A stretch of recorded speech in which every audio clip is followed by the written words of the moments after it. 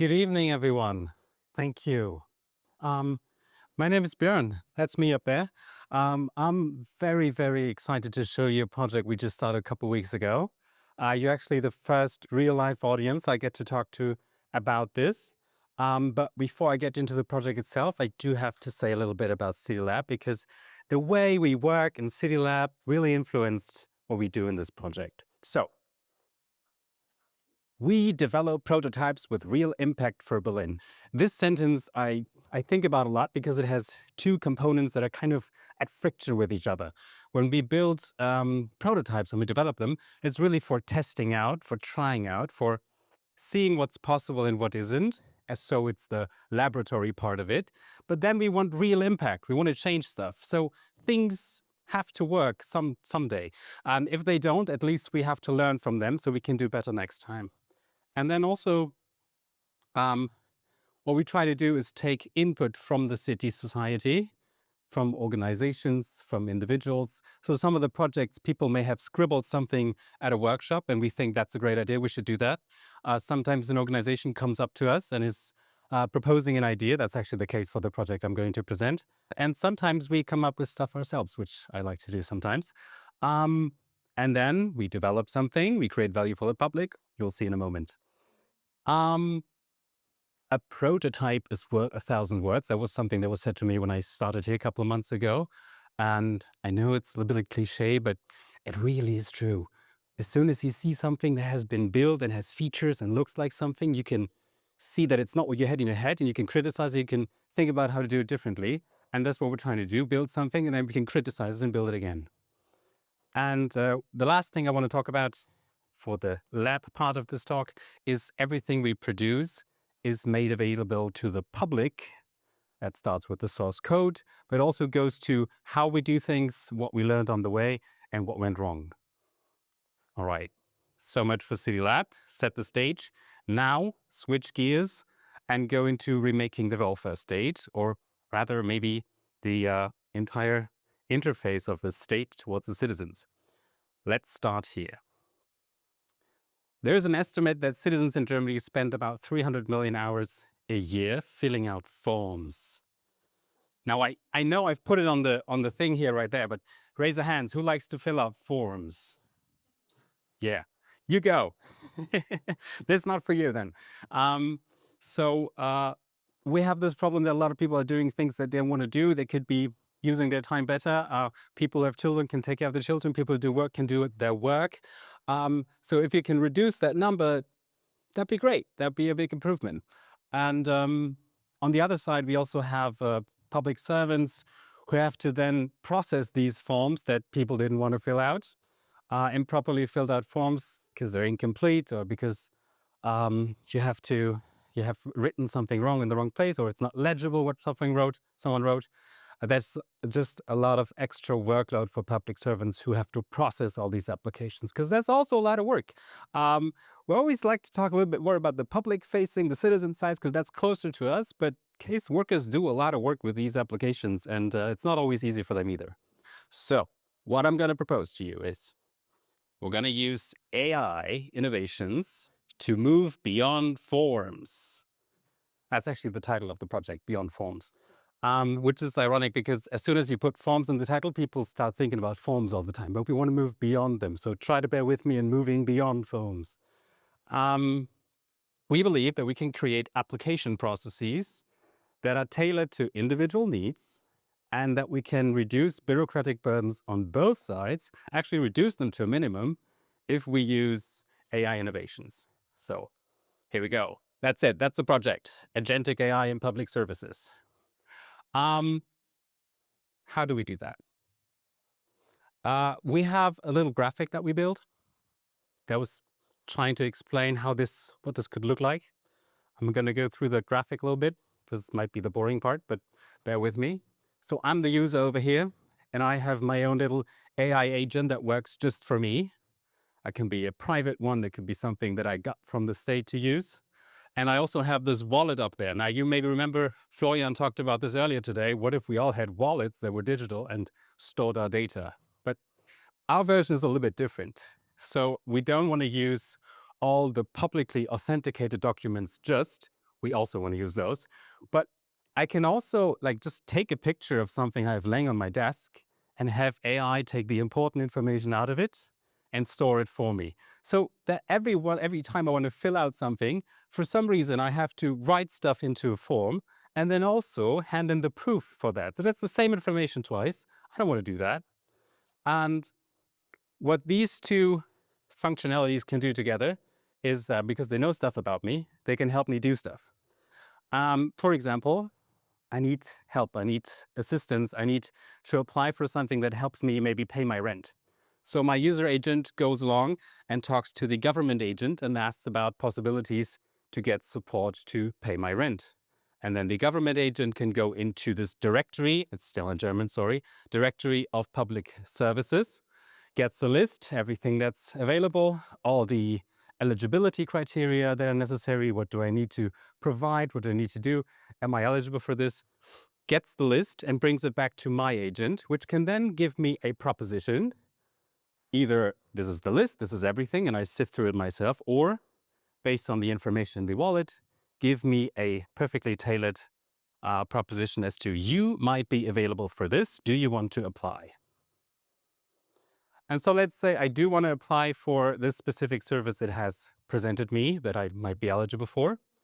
I don't want to fill out the form still. So what this user agent can do for me is take the information that is already in the wallet and start filling out the form for me. Now, is everything I'm going to need for that application going to be in the wallet? Probably not, especially not at the beginning. It might actually just be 10, 12%, but I've already skipped those 12%. Great.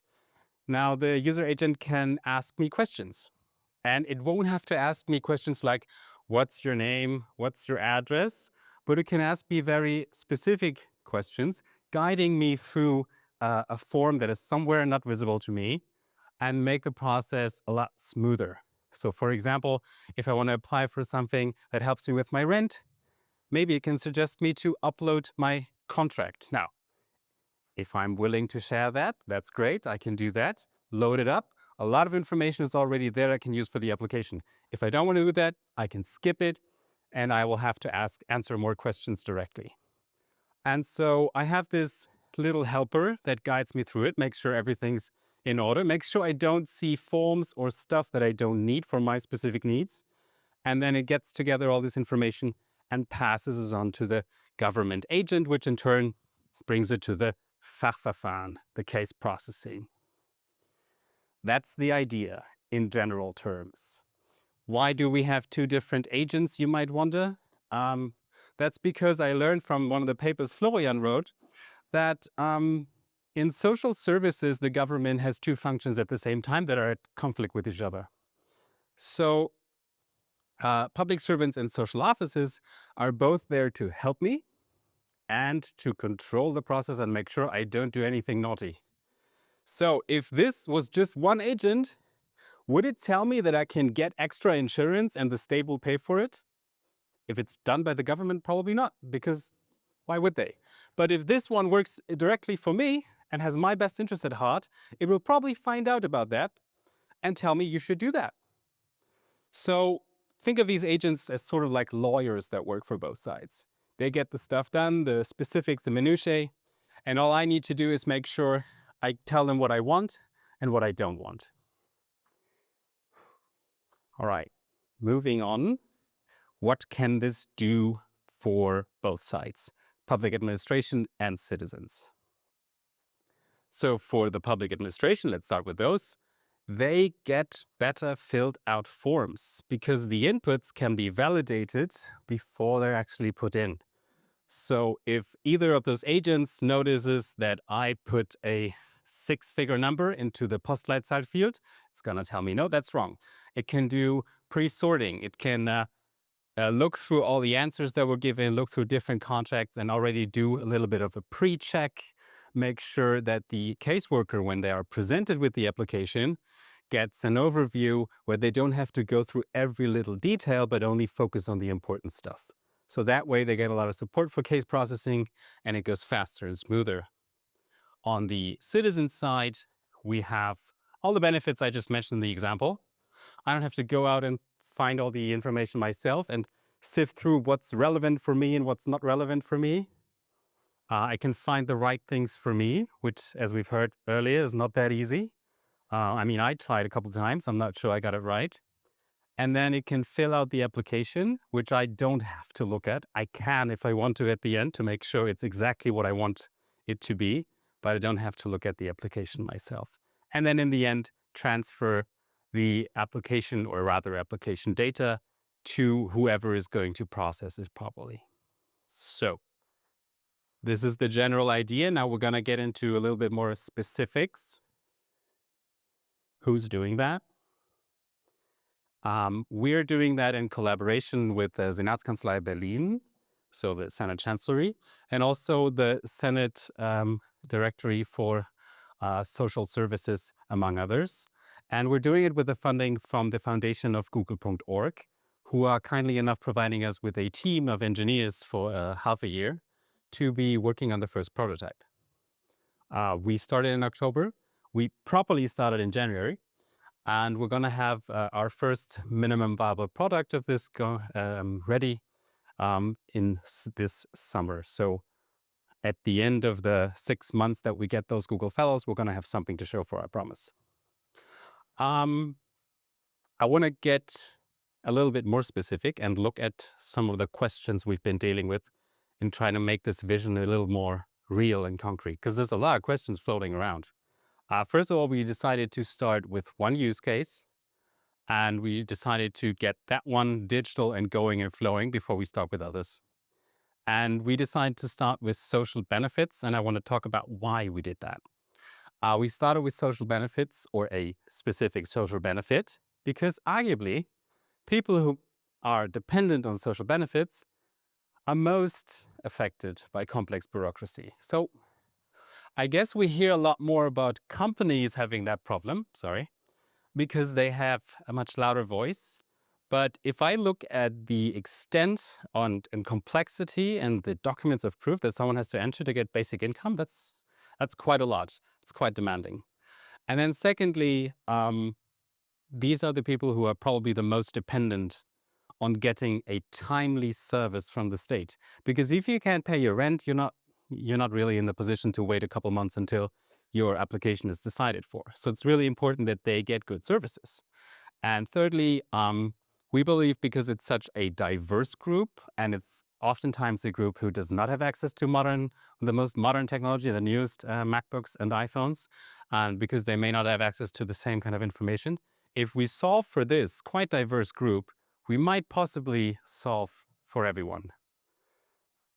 So that was the rationale behind social benefits. One little asterisk extra point there is that when we looked at this specific sort of social benefit, we realized the potential was huge. Like, if we can get this thing easier, we can make both sides a lot happier, and can make sure that people get their benefits in time. Now, another question we were faced with is, if we think about the little user agent, what kind of agent is that? What kind of AI assistant is that going to be? The simplest version, I would say, is a sort of bureaucracy wizard. I know what I want. I just want someone to help me get it done, how to apply for this specific benefit. And then one level above that, we have sort of a customer service agent that is like, I need some social services. I don't really know what kind I need. Guide me through the process and help me find the right application, and then help me do the application itself.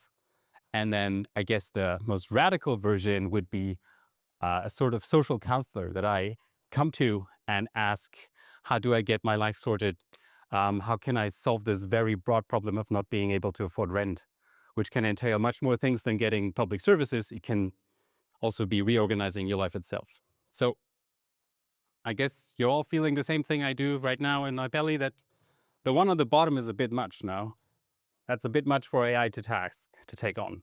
So I guess what I'm trying to say is, we're going to start with the top one, a bureaucracy guide that helps me go through the process. But we're also going to dabble in this one that kind of helps me figure out the process.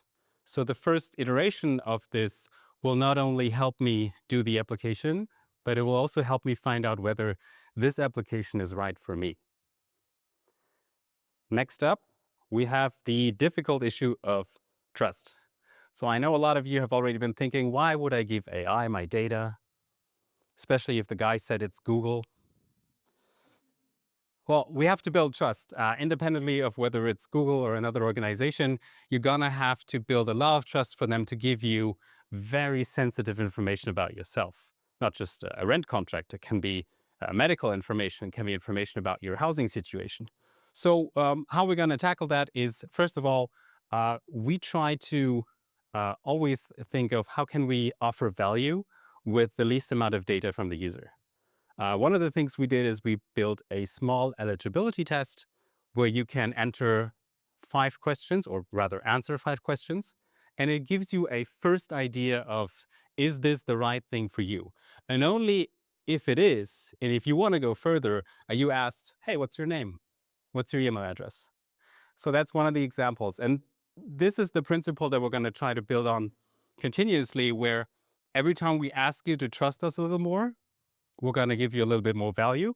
And it's up to you to decide whether you want to give us your data and trust us with it and get more value out of it, or if not. As I said earlier, you can upload your rent contract or you can decide not to. That's up to you.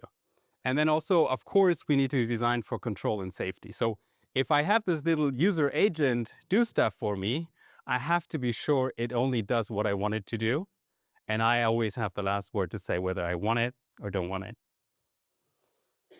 Next up, I have the biggest task ahead of us, I'm not going to lie, which is integration. So this first iteration that we're going to build is going to be a lonely island in the ocean. And as we've heard in the previous talks, what we really need is integration. So we need to be able to get information from different services to make it easier for the user. But because this is so hard, I put it here as a challenge because I don't have all the answers. I have some ideas. We can use federal information management, which is the idea that all of the laws have some process description, data field description, and a description of what's in that law. But if it's going to work for us, I don't know yet. FitConnect, we heard earlier, getting the information to the case processing software, that sounds great. And I mean, Deutschland Stack, we heard earlier, it's not there yet. So we're hoping. And then I think the biggest problem will be case processing software. So the famous Fachverfahren we talked about earlier. We need to get that information into those so they can actually be used digitally and processed further. As I said, these are the challenges ahead.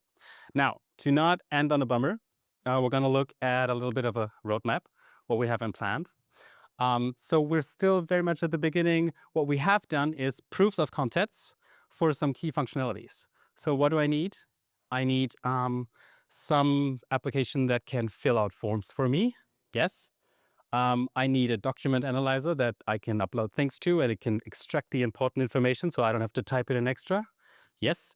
And then, well, because we don't have the integration yet, we also need a PDF generator so that at the end, the filled out form can generate a PDF. I can print it out, sign it, and send it off.